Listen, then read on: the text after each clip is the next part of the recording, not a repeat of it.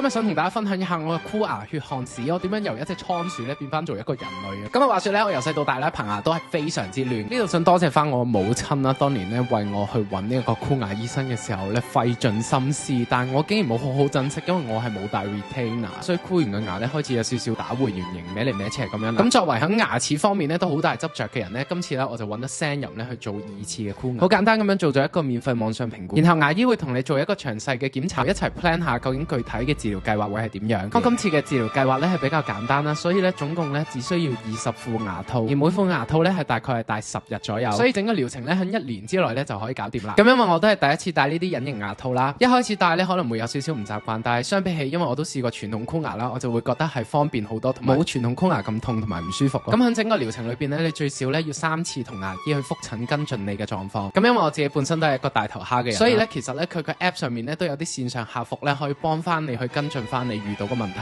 咁我而家開始咗個療程2個月之後咧，隱隱約約已經見到棚牙有變翻齊嘅跡象。咁如果咧你都有興趣咧去執翻靚你棚牙嘅話，咁啊不妨用5分鐘快速完成咗佢哋嘅免費網上評估。咁如果用我嘅優惠鏈接咧，更加係有1000蚊嘅優惠啦。咁箍牙呢啲嘢咧，我都係覺得由細做起好啲，畢竟一口漂亮嘅牙齒咧係相當重要嘅。世界可以亂，棚牙唔可以亂。多謝大家。